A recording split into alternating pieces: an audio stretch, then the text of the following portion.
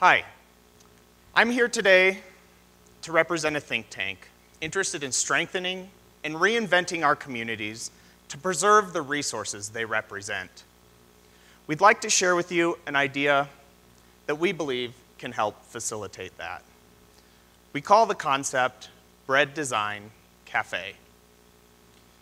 Our communities are our greatest resource. They serve as outdoor classrooms that teach us about our environment, about our local economies, and they tell the story of what is most important to us.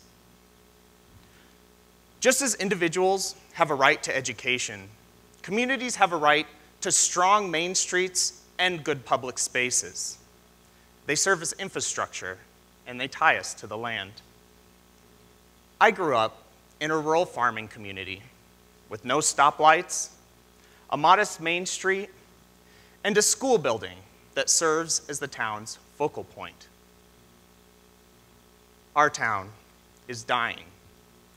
In Coggan, we no longer have a single restaurant or bar, but we do have the gas station by the highway where you can fuel up and order a pizza. I used to work there. The problem with Main Street is not unique. Many of this nation's rural and urban main streets are struggling with decline from communities like Coggan to urban areas like Detroit. In Coggan, like many communities, we're seeing population decline, economic decline, decline in infrastructure, and are becoming marginalized and unable to adapt. In Coggan, the heart of the town, the school, was recently abandoned as the district consolidated classes outside of the community. In order to live sustainably, we need to steward our communities just as we would any forest, river, lake, or stream. Preservation and revitalization of our communities has large implications affecting climate change, resource depletion, human health, and ecosystem quality. To begin to understand this at a smaller scale, there are 8,820 communities in the US like Coggan with populations under 1,000. Together, this represents about 5 million people. The embodied energy just in the buildings of their main streets is equal to about 92 million tons of CO2, or the equivalent of about 193 million barrels of oil. By comparison, the 2010 BP oil spill leaked just under 5 million barrels of oil into the Gulf of Mexico. The problem with this data is that it's just for communities under 1,000, when communities up to 10,000 are struggling with the same thing, as well as many once vibrant urban main streets. Basically, it takes a lot of stuff to build a community. Luckily, there are programs and resources that already exist to help. The problem is that many of these resources are not reaching the communities that need them, and especially smaller communities often don't have full-time government employees to utilize them. So I decided I was going to bring these resources to Coggan. As a designer, I was particularly equipped to visually demonstrate the important role the school has played in the town's history. I was able to show what Main Street would look like if we were to lose the school. And I was able to get the citizens together to put the tools of design into their hands, to let them steer and build a vision.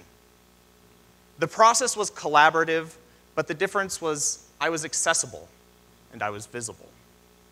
These are the strategies we came up with together. Make people places. Brand Main Street as a startup community and support beginning businesses.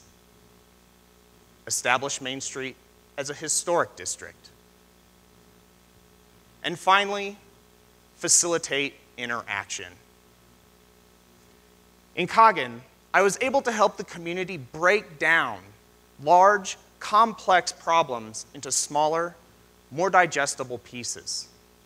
I was able to point them to successful precedents in other communities and point them to resources and potential sources of funding.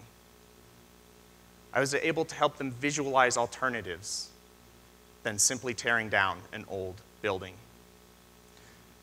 This was the sea change, allowing people to see options and see alternatives rather than simply telling them. This was enough to get the ball rolling. We recruited the help of AmeriCorps, and everyone pitched in. We were able to reopen the school building as the Coggins Center.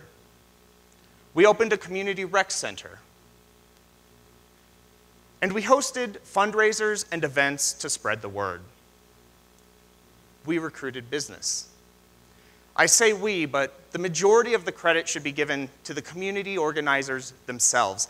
This is 655 people able to accomplish this from volunteer hours and labors of love. And not everyone was on board. We have a small crew, but we accomplished this. This is far from a full success story, but we're on our way. Right now it's maybe a cute, endearing story, but it brings us to the million-dollar question. How can this process be improved and duplicated, and how can we better bridge the gap between existing resources and the communities that need them? To answer this, I'd like to ask everyone a challenge question. What do religion and craft beer have in common? Well, at a fundamental level, they bring people together. It's a bit of a trick question, unless you're familiar with the Oregon Public House, a nonprofit brewery founded by a pastor, Ryan Sari.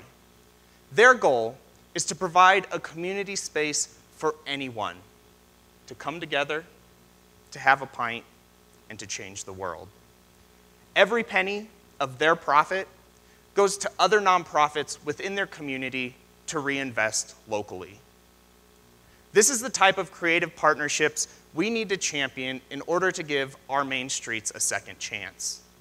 I know there are millions out there with great talent, great ideas, delicious recipes, just not enough capital to get their ideas off the ground. These hurdles are a lot easier to overcome when we partner together, co-brand, co-market, share space, reach broader audiences, and lower our overhead. I speak specifically as a designer, but the American Institute of Architects has been realizing this and very intentionally reaching out to communities to demonstrate the services that we can offer. On a national level, the organization is calling for repositioning in order to get people like myself into communities like Coggin, into your maker spaces. These efforts are in their infancy, but they're already proving transformative. Small interventions like micro-libraries and mini parklets are breathing new life into Main Street. Entrepreneurs are learning how to start small and economically, but most importantly, be visible and contribute to street life. And commerce is learning the economic benefits of partnering with artists to find alternative uses for something as simple as the Post-it note in order to market themselves publicly. So we asked ourselves, how can we combine all of this to truly create a transformative experience that stewards our communities and main streets? This is the question that formed the idea of Bread-Design-Café. This is how we see one such partnership working. The goal would be to establish designers in residence. This could be in an empty Main Street building or with something as simple as a shipping container. The designers in residence would partner with a local startup company. The advantage of a mobile office would be that it can be delivered anywhere. Ideally, this is a public park or empty lot. Two main goals would be to establish public space and give people a place to gather, and host a local startup company to generate traffic to support that company, as well as putting the design process, and professionals on display. The goal would be to anchor that startup within the company or within the community permanently. This would free up what we call the bread box to travel to other communities, effectively connecting them with the resources that already exist. At its basic, the question becomes, why would we hide the tools of community building from the community themselves? I encourage everyone to reach out to their local architects, designers, artists, reach out to other businesses that on the surface you may not seem to have much in common with, to see what resources you can share based on the values that you do share underneath. Our communities are our greatest resource. Build a Bread-Design-Café. Thank you.